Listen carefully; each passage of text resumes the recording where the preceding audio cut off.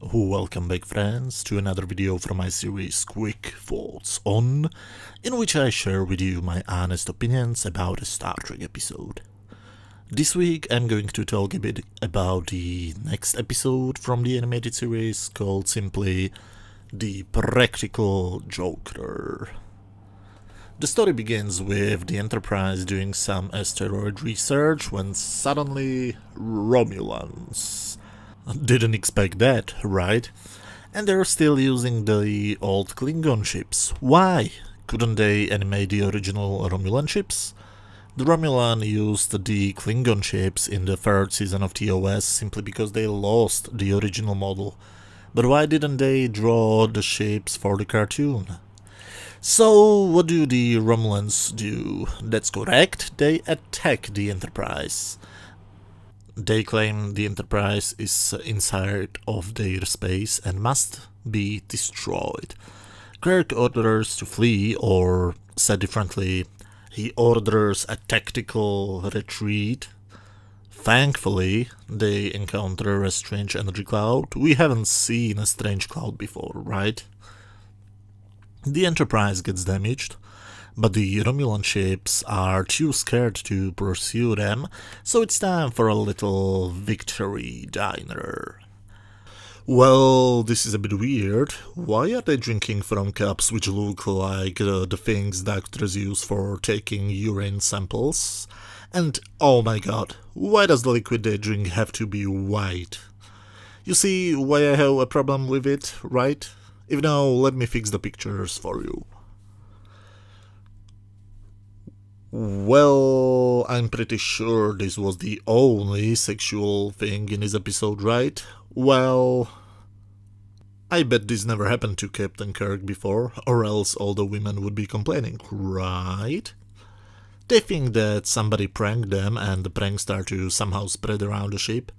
Spock gets his eye black, and Scotty gets bombarded by food. Well, at least nothing happens what could be interpreted sexually, right? Oh wait. Kirk comes to the bridge in a new uniform, but somebody wrote on its back that Kirk is a jerk, and Sulu is shocked. He only thinks it, but somebody actually writing it on the uniform? That's too much.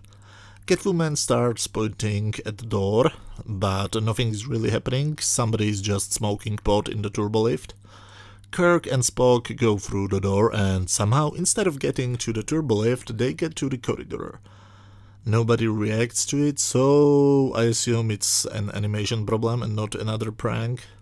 The smoke is actually a real mist, and suddenly the floor is covered with ice.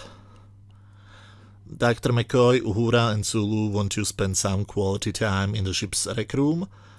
This is interesting. It's a precursor to the next generation's holodeck, and it's interesting to see that the holodeck is a much older idea than I originally thought. Sulu programs the rec room to appear as a coast, with seagulls with very dirty wings, but the Doctor prefers a walk in the forest. But they don't notice one thing. The rec room suddenly created a hole in the ground and covered it with wood and leaves, and of course our trio falls into it. Back on the bridge, the captain is worried why don't the 3 crew members report, and Spock finds out that the computer is basically holding them hostage. You see, after going through the strange cloud, the Enterprise computer basically got a personality, and the personality is a practical joker. An annoying practical joker, a prankster who thinks it's funny to let the 3 crew member freeze to death. After Scotty tries to switch off the computer, the gravity on the ship gets reversed. After he leaves the room, it gets restored. While the bridge is being filled with laughing gas, red shirts try to open the rec room door with some good old-fashioned violence. The computer does decide that the hostages have suffered enough and changes the scenery again, this time to a warm labyrinth. Thankfully, the red shirts manage to open the door, And because this holodeck malfunctioned, Starfleet has fixed it so that something like that will never happen again, not even in 100 years. The writer suddenly realized that we haven't seen the Romulans for a while, so they start to hunt for our heroes again.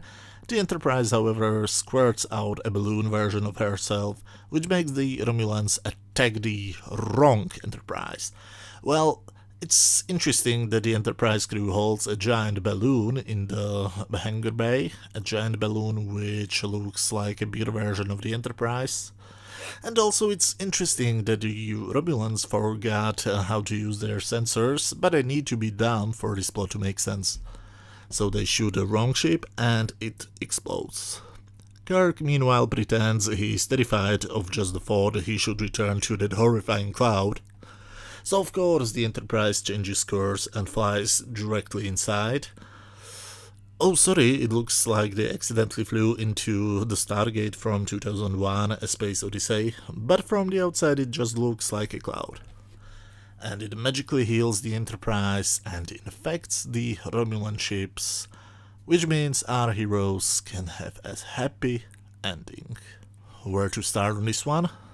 It's meant to be a comedy, at least I think, and while I wouldn't call it a good episode, it surely is entertaining. There are some problems, of course. Why are, for example, the Romulans in this script? They have nothing to do with the main plot.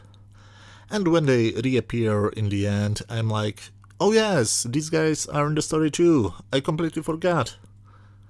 Yes, I know we need them so that the Enterprise has a reason to enter the cloud, but they could come easily with a different reason for it. I personally believe that the first part of the story should be the crew trying to identify the prankster, and the second half should be them trying to find out an interesting sci-fi way how to get rid of him, her, it, them, whatever. You know what I mean? The idea that the Enterprise computer is the villain is very interesting, but I think it could be dealt with better. In the finished episode, the computer is just annoying. I would prefer if it was actually dangerous. Maybe if the capture of McCoy, Sulu and Uhura was actually dangerous and not just filled with unfunny pranks, or in other words, just pranks. Maybe that could be the main reasoning why the crew tried to get rid of the villain as quickly as possible. I simply miss the quote-unquote ticking clock element. There was a season 1 episode in The Next Generation where some crew members were also stuck in the holodeck, and the ticking clock element was an injured crew member who needed to get to the sickbay or else he would die. I originally thought that that's why the computer tried to freeze its three hostages, but for some reason in the last moment it changed the program to a green maze, taking all of the tension out of the scene. Yes, I know it's a kids show, but still. Also, the solution, aka the healing of the computer, is what I'd call lazy writing. First of all, Kirk pulls the solution out of his ass. Second, it actually works. Why? Remember, kids? If a car runs you over, don't go to the hospital, jump in front of a different car and your wounds will be healed. Or if you want to talk about computers, if you get a virus, install the same virus again. That will clean your computer, right? But as I said before, even though I wouldn't call this episode great, it is still very entertaining. I had a pretty good time watching it, and I think something like 7 out of 10 would be a pretty fair rating from me. But as always, those were just my opinions. So please let me know your opinions down in the comment section below this video. If you enjoyed this video, please hit that thumbs up button, and if you are interested in knowing my opinions about other episodes, feel free to check the playlists you should see on screen right now, and come back next week when I'll talk a bit about the next episode of the animated series, called very strangely Albatross.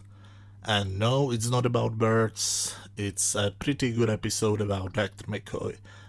But that's a story for another video, so thank you very much for watching and see you next time. Bye!